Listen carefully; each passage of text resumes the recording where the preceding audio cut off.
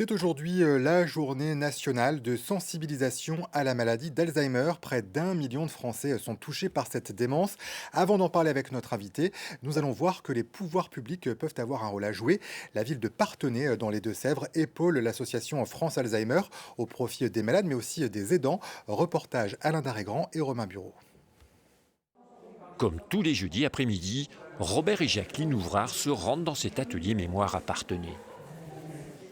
Tu reconnais tout le monde? Non, pas forcément. C'est quelque chose qui nous fait du bien de se retrouver ici. Des ateliers organisés par l'association France Alzheimer, destinés aux personnes atteintes de la maladie et aux aidants. Pendant 3 heures, des professionnels encadrent des activités artistiques et des jeux. Prends avec ton autre main, là, vas-y. Toucher, frotter, c'est quelque chose qui la calme. Super, Jacqueline, bravo, c'est ça. Je vais choisir des jeux qui vont permettre de stimuler d'autres neurones pour pouvoir continuer à provoquer des chemins dans le cerveau. Maintenir l'éveil, mais aussi accompagner les aidants pour éviter l'isolement. Des rencontres essentielles. Il faut aller vers les autres. Ça, c'est clair que si on se renferme sur soi, au bout de quelque temps, on va couper court avec beaucoup de choses. Un risque dont la ville de Parthenay a pris la mesure en signant une charte avec l'antenne départementale de France Alzheimer.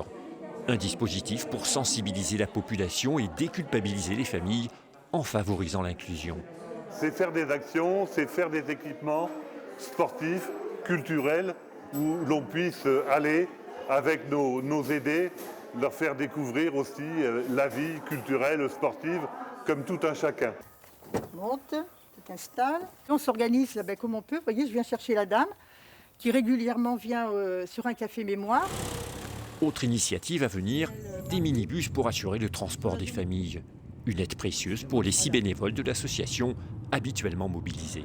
Le transport de bus par la municipalité va permettre aux familles de pouvoir se déplacer plus facilement déjà, de laisser du temps aux bénévoles pour faire autre chose et pour que les familles qui n'osent pas venir sur nos activités puissent venir. D'autres villes du département se sont engagées dans cette voie. Un enjeu majeur, la France compte chaque année 225 000 nouveaux malades diagnostiqués Alzheimer. Alors t'as compté? Et le professeur Marc Pacalin est avec nous ce soir. Bonsoir. Bonsoir. Vous êtes chef du service de gériatrie au CHU de Poitiers. Alors d'abord, c'est un bon exemple ce qu'on vient de voir à Parthenay. C'est extraordinaire. Ça, c'est le vrai progrès, le progrès humain. Et c'est génial de voir toutes ces communes qui signent ces chartes avec l'association France Alzheimer et de voir des personnes ou bénévoles ou salariés qui aident les malades et leurs proches. C'est pas encore assez développé ce partenariat. Il faut le développer de plus en plus et je sais que de plus en plus de communes adhèrent, donc on garde espoir. Alors on voit, c'est très très important d'accompagner les malades parce qu'aujourd'hui, il n'y a pas de remède contre Alzheimer.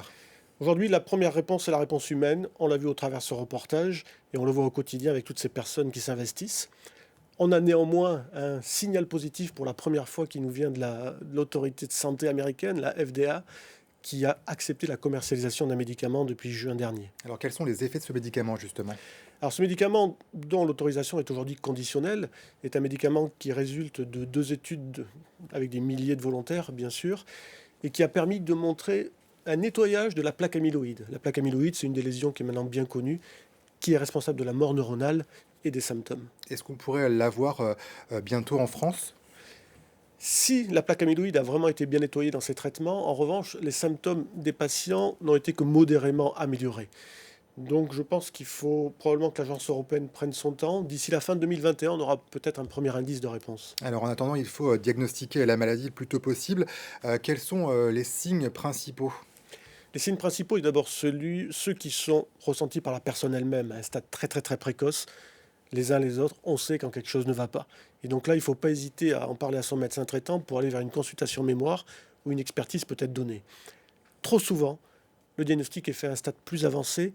Et là, c'est le conjoint, c'est les enfants, c'est les proches qui demandent la consultation parce qu'eux auront remarqué les symptômes, au premier rang desquels, bien sûr, l'oubli. Mais il n'y a pas que l'oubli, ça peut être un manque d'humour, ça peut être des troubles visio-spatiaux, ça peut être plein d'autres symptômes. Et pourquoi on tarde à aller vers les consultations mémoire, en tout cas à informer son médecin?